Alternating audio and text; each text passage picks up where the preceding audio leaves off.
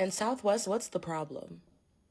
I just checked, just to check, for a one way to Ohio. I'm in Indiana, by the way. Ohio's right next door. One way, $441. Are you fucking kidding me? Mind you, just booked a round trip to Miami for not even $100 more. I don't know what problems, schemes, scammy shit y'all got going on in there, but fix it because a $400 one way for a 2 hour drive is insane. Yeah, it's like they charge you more for closer distance flights. Where I'm at to go one state down, it was 500. I'm like, it's not worth it. You better off driving, catching the Greyhound, something. I don't know if you've seen this, but this is not only a recession indicator, this is actually really scary. The cost of travel right now, specifically air travel right now in this country, is astronomically high. Like, it is extremely high to even get on a plane or book the ticket.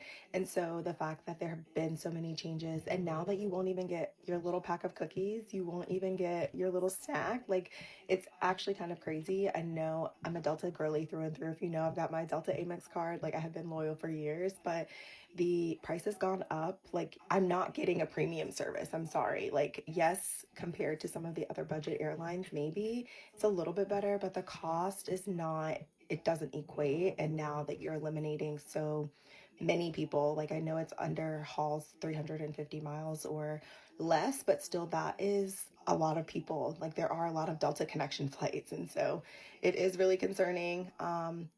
I feel like they're basically saying stay home, and that's even more scary. So I genuinely don't understand why the fuck is it so expensive to fly domestically in your own country?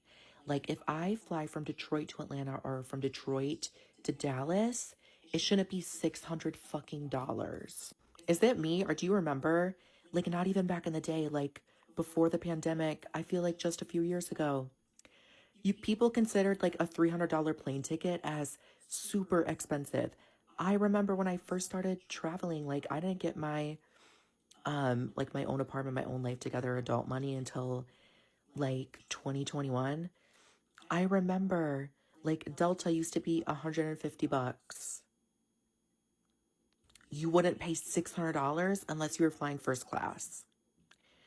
Why is it so expensive to fly domestic?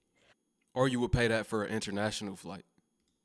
I should be able to fly in my own country affordably.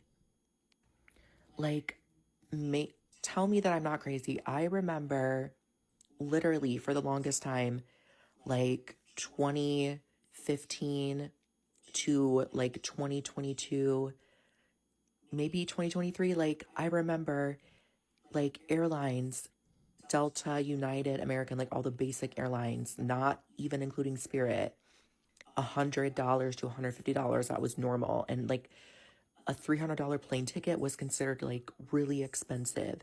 Now you're paying $650 or more just for the bare minimum basic main cabin. It's absolutely ridiculous. Who can afford that? Yeah, and you can still catch some international flights for around 500-600. Some. Why is the price of an international flight the same as a domestic flight? It doesn't make sense. It does not add up. She's right. I remember during the pandemic paying 300 for a flight, and that was high. I bought a couple flights during the pandemic for around that price. 300-400. I'm like, this is expensive. I'm usually paying 150 to 200. If I got on Spirit, I might get a flight for 60 to $80 back then. Of course, Spirit is out the window now. Now, next in line are flights that are soon to be $1,000. We live in a world where everything continues to raise in price and things become more and more expensive. A budget-friendly airline shuts down, Spirit Airlines. In my opinion, what I always say is that I'm never going to make sense of bullshit because a flight domestically shouldn't cost you 1 to 2 paychecks. I seen on Twitter Delta Airlines had a price jump from $200 to $1,200 for a domestic flight.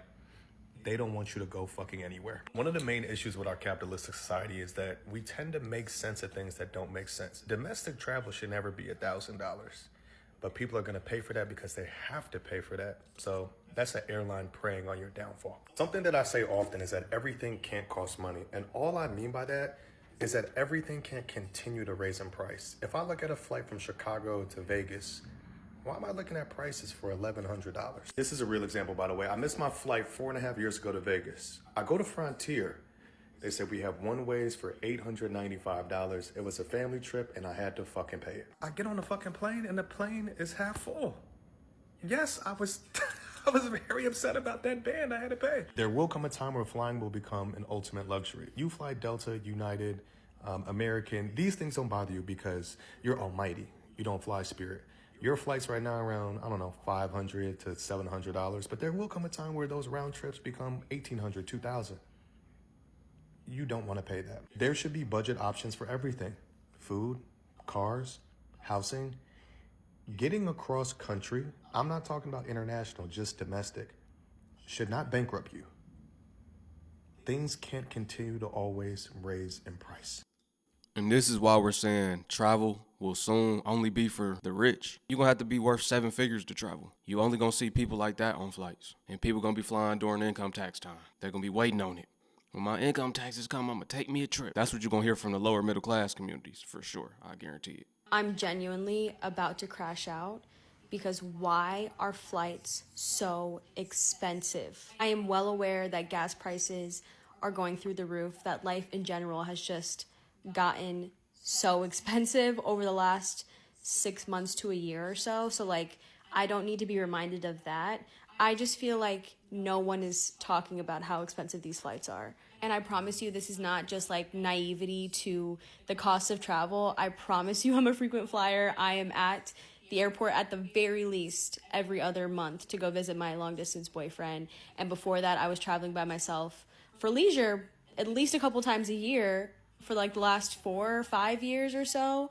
And then before that, I've been with my family, you know, across the country for vacation and visiting other family members. So, like, trust me, I've got accounts with every single freaking airline and Global Entry and TSA PreCheck. Like, I know the cost of a normal flight. This time last year, a flight from the East Coast to go visit my boyfriend in Austin was maybe $400 or $500 max. And that's me booking about a month in advance. From the Midwest to DC, a flight was maybe $300, and I've done that trip multiple times. Dallas, Vegas, Atlanta, just to name a few other places that I have flown by myself with a basic economy ticket, which is what I always fly with, have never been more than $500, maybe $600 max, but that's pushing it.